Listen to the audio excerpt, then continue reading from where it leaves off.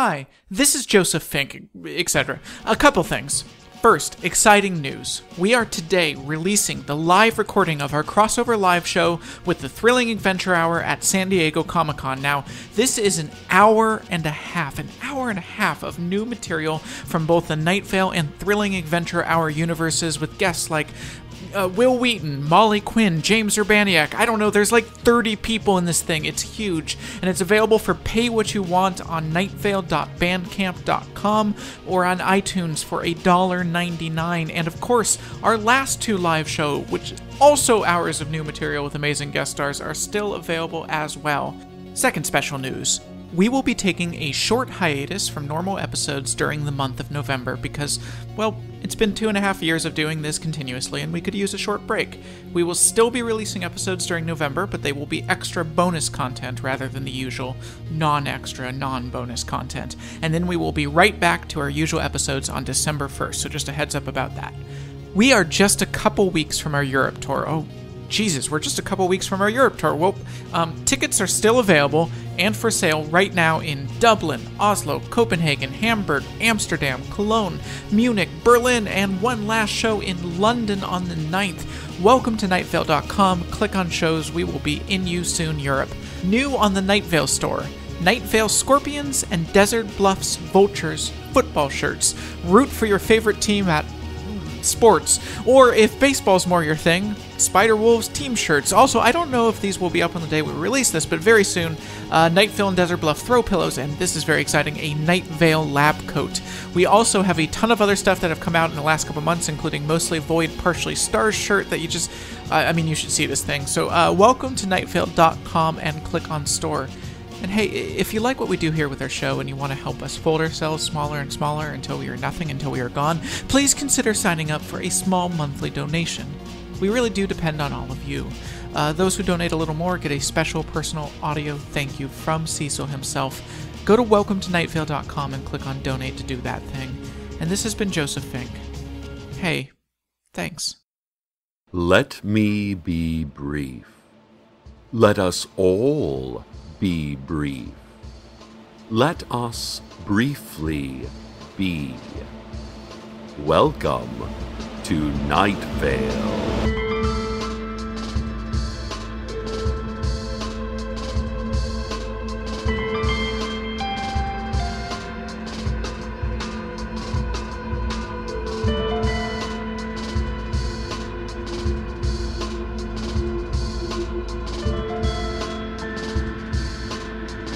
Listeners, I received a call today from a Dr. Sylvia Kayali, who introduced herself as working at the University of What It Is.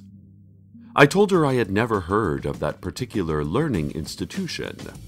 Actually, what happened is the name led to a comedic back and forth. What is? What it is. The university is what? No, of what it is, and so on. But eventually, I accorded her the usual treatment of any academic person of importance, which was a bellowing lecture about the dangers of education, followed by a tense, suspicious silence. Taking advantage of that silence, she jumped in and explained that the University of What It Is was concerned about one of their faculty members, who had taken a sabbatical to investigate some probably fantastical rumors about a strange town in the desert, and then had never returned. I told her that I didn't know of any strange towns, just the pleasant burg we call home. Well, she said, I'll keep trying then. If you hear from a scientist going by the name of Carlos, please let us know. As you can imagine, listeners, I made all sorts of noises when she said that, but she had already hung up and had left no callback number. My phone screen just showed a picture of a beach during a bad storm, with a shivering human figure off in the distance, again and again, nearly but not quite, swept away by the pounding surf. I think that's an area code of what? Idaho? I don't have these things memorized. More on this as I aggressively investigate. Well, it's time again for one of our audience's most requested segments. I assume. I've never actually asked, but I can't imagine anyone having a different perspective from my own, so I assume this is what listeners are most focused on. It's time to check back in with Koshek and his floating kittens. Koshek, the cat floating exactly 4 feet off the ground in the men's room here at the station, is doing great. Nothing to report. He's a healthy kitty going through his 3rd molting of the year, and his fur cusp is as radiant and sticky as any cat's has ever been. He loves to be petted, and the petting is completely survivable, with the correct antibiotics. His kittens are, of course, also floating in fixed locations in the same bathroom, and are being cared for by their various owners. Larry Leroy, out on the edge of town, has especially taken after one of the kittens, who he has named, confusingly, Larry Leroy. "Oh, Larry Leroy is just the best," Larry Leroy said, in what was either an expression of affection or extreme egotism. Either way, he's being a great dad to that little cat, and we wish Larry Leroy and Larry Leroy the best. And now a word from our sponsors. Traditionally, when cooking a steak, there have been a few basic rules to follow. For instance, using a form of meat that is recognized by both the current culture and the human body as food. Following basic food safety procedures so as to prevent illness. Not intentionally bleeding on the finishing steak. But that's just traditionally. Here at Outback Steakhouse, we say, no rules, just right. Absolutely no rules. Food safety? Pfft. Federal law? Ugh. The laws of physics? What are you, a narc? It's weird here. The steak floats. Sometimes the steak is and also isn't simultaneously. Sometimes the steak is a chair, and we point at the chair and we say, that chair is a steak, and we make you eat it. That is the one rule. If we say something is a steak, you have to eat it, no questions asked. I know we said there are no rules, but that itself is a rule, and so is void. You want your philosophy non-contradictory? Go to Sizzler. In the bathroom, where most places have a sign saying employees must wash hands, we just carved Land of the Free directly into the wall. There isn't even a sink in there. Heck, our bathrooms are just sealed vaults full of poisonous gases. No rules. We might kill you. We've killed a lot of people. Outback Steakhouse. Do what thou wilt shall be the whole of the law. I received another call from Dr. Kayali. Before she even spoke, I told her that I, in fact, knew a Carlos, and explained, in a completely businesslike and journalistic tone, the tenor of our relationship. "Carlos is there?" she said. Only she didn't put a question at the end of it. So maybe she was just saying, Carlos is there. In either case, she told me that this was surprising, and that the University of What It Is would send someone right away to see why their faculty member had never made it home. I said, "He never mentioned a university to me." And she said, "Do we ever dare to speak of higher education to the ones we love?" Which is a valid point. Education is such a scary and forbidden subject that you would be a fool to mention it out loud. I forgave Carlos for this lapse, or I will as soon as I can get him on the phone. Hey, Carlos? Call me. In the meantime, I'll let you know what happens when the folks from the University of What It Is come by. And now, the community calendar. On Monday, the baristas of Night Vale are inviting everyone in town to come to the Barista District for the annual Barista Cultural Fair, where they will be performing traditional barista dances like the twice dip and the mustache snort, and serving traditional barista foods like lemon poppy seed scones. There will be a showing of barista-themed movies like Jaws and Jaws 2. And Norah Jones will make an appearance via a photo of her tacked up on a wall so you can say, "Oh look, that's Norah Jones," while pointing at that photo. Tuesday is a day for trying to find what you've lost.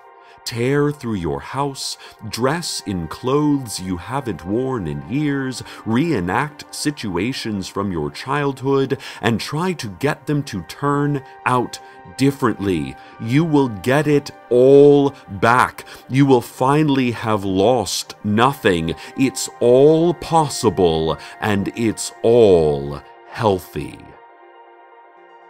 Wednesday is a secret that has been badly kept. Thursday is a day of remembrance and memorial, dedicated to all the people who will happen to die on that Thursday. The City Council would like us all to take a moment and think about the many, many people who will just happen to die within that particular frame of time, for unrelated reasons, and adding up to no coherent picture of human existence. Please, find the time within your life to mourn those who will, by complete chance, be gone. Unless you turn out to be one of those people, in which case, hey, you're off the hook on all this tedious grief stuff. Friday is a plan that has been poorly thought through. Saturday is absolutely nothing you should be worried about. Say, hulking, buzzing figures hiding in all of our attics, in a statement that they issued today, thus revealing to us, for the first time, their existence. Sunday is a lie that has been foolishly believed. This has been the Community Calendar. Jackie Fierro, who runs the only pawn shop in town, which for some reason is named Lucinda's Pawn Shop, announced today that she is having a sale on ideas about time. People keep coming by and pawning their ideas about time, Jackie told a friend of hers in confidence, never knowing that it was going to end up on the radio. And I don't want to turn them down because it looks like they need the money, but dude, how many ideas about time am I supposed to keep? None of these ideas make any sense anyway. So, if you're looking for a gently used idea about time, or perhaps if you pawned your own idea about time and are now able to retrieve it, Then get on down to Lucinda's pawn shop and talk to Jackie. Don't know where her pawn shop is? Don't worry. When you need it, then you will know. And now, corrections. In a previous broadcast, we swung a baseball bat wildly around the studio, knocking our microphone onto the ground until all it could pick up was the stomping of our feet as we systematically destroyed all of our possessions in a misguided attempt to make the world better and ourselves more happy. After that, we mistakenly referred to Trish Hidge as the assistant deputy to the mayor, when she is in fact the deputy assistant to the mayor. We deeply regret this error. This has been Corrections. Still haven't heard from Carlos. The representatives from the University of What It Is arrived. They are besuited and behatted and be a number of other things besides. They move in a group of 3, led by Dr. Kayali herself, looking at everything and everyone they encounter with a critical eye and what looks like a sneer, but could just be the natural set of their faces. I rushed out to meet these people that could perhaps tell me something that I don't know about the love of my life, only to find that, flush with their recent victory over the carnival, Night Vale citizens had cornered the staff members from the University of What It Is, shouting and waving household items like sticks and police batons. "Interloper!" they cried. "Interloper!" "No, I said. "Well, yes," I said, because they were interlopers, but good interlopers. If only there was a word that meant good interloper. Dr. Kayali did not seem afraid of the crowd. She considered the Night Vale residents before her and patted the air in a placating motion. And, by the way, did you know that the term for a group of citizens is a mob? The English language is so funny. The doctor's calm demeanor did not transfer to the mob around her. They howled and jeered, saying things like, "Remember that carnival? Let's do that again." And chanting popular slogans like, "Arg! Outsiders!" I, more than anyone, know that not all outsiders are bad. Most outsiders are. Arg! Outsiders. But some outsiders are great. The best. My favorite. And these outsiders know about that outsider. "Listeners," I said to the mob, because the moment I began speaking, my relationship to them was one in which they were hearing me. I said, "Please, let us proceed with caution and empathy. We've never tried it before. Maybe it'll work." But the mob was beyond hearing, and they continued their advance. For the first time, I looked out at the faces of my fellow citizens and saw them not as friends and companions, but as a dangerous combination of suppression and indoctrination. And so I did the only thing that I could think to do in that moment. "If you won't listen," I said, "then I will make you listen. I will make you all listen to the weather."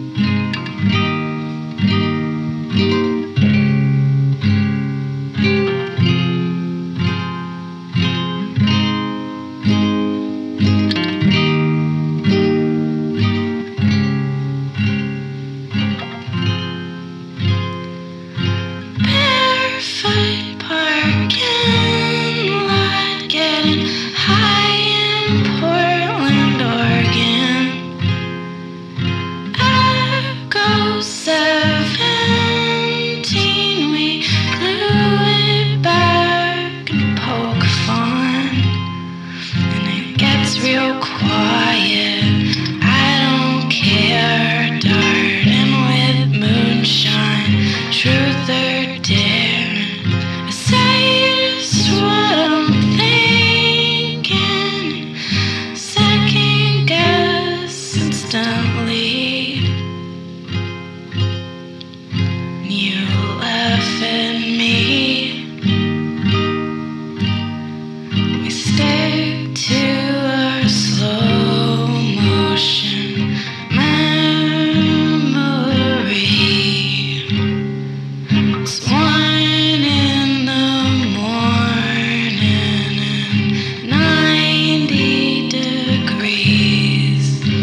And though now it is hovering darkly over me, it'll look just like heaven when I get up and leave.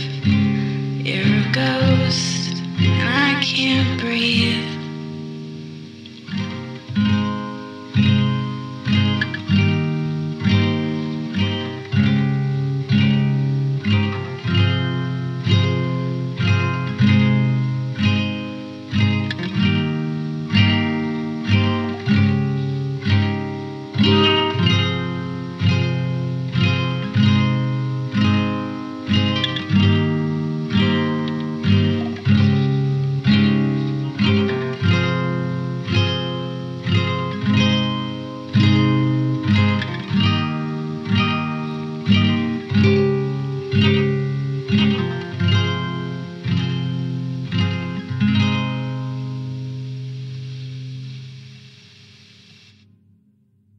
While the crowd was distracted by the sudden weather, I was able to flag down a passing sheriff's secret police helicopter which was conducting routine surveillance operations just overhead.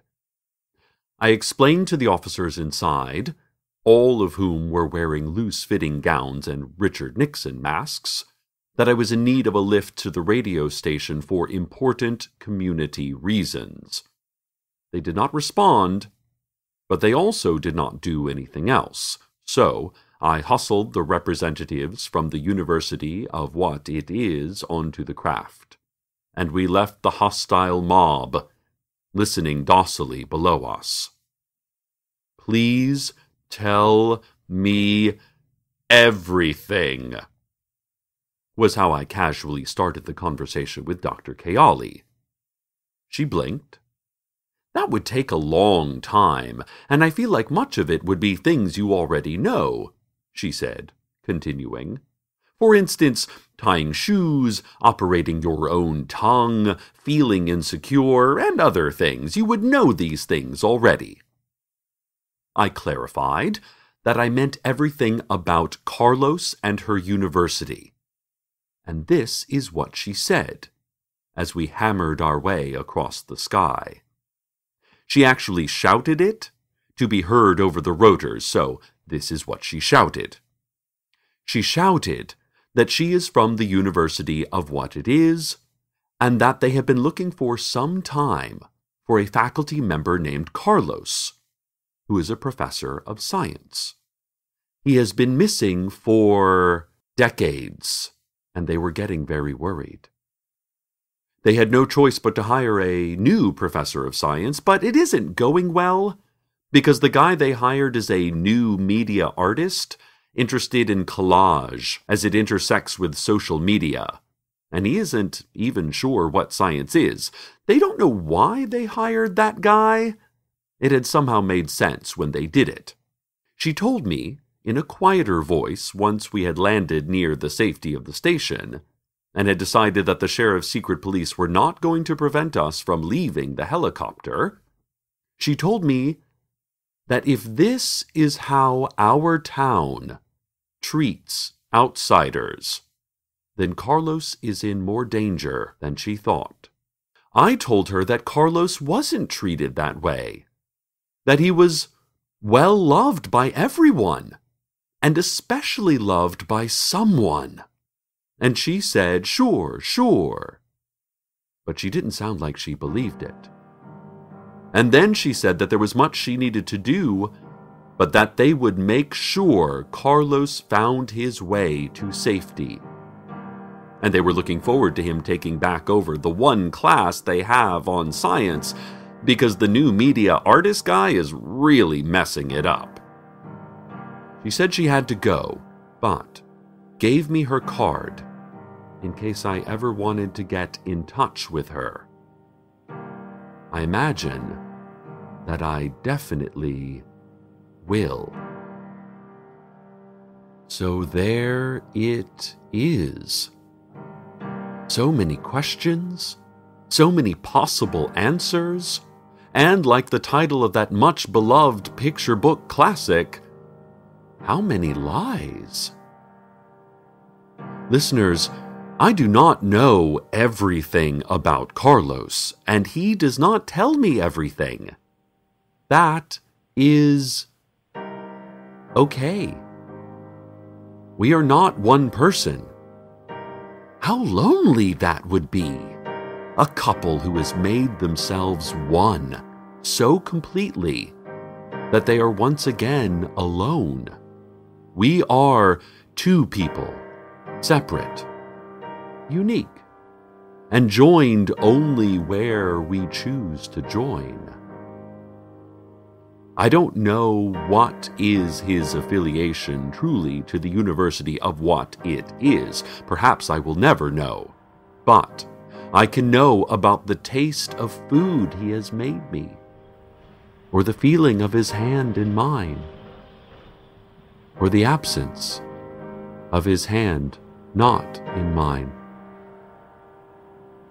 I can feel the distance between us, and I can know that that distance, viewed properly, is no distance at all.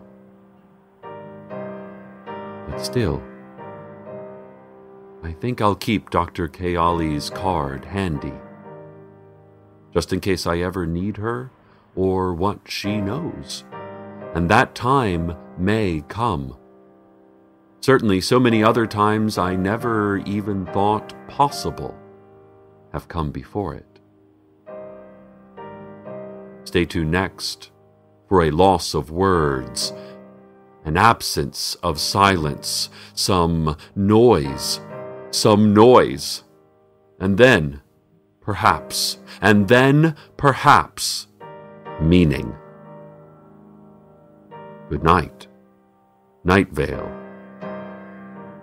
Good night.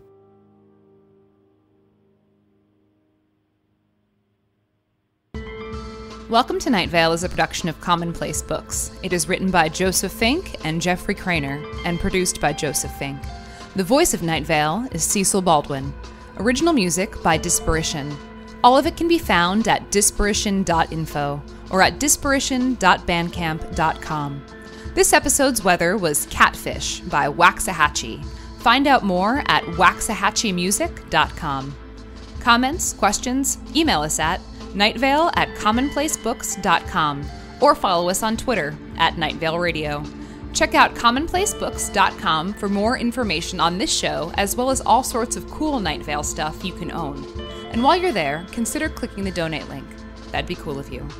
Today's proverb: language will evolve, irregardless of your attempt to literally lock it away in a secluded tower. Ovs.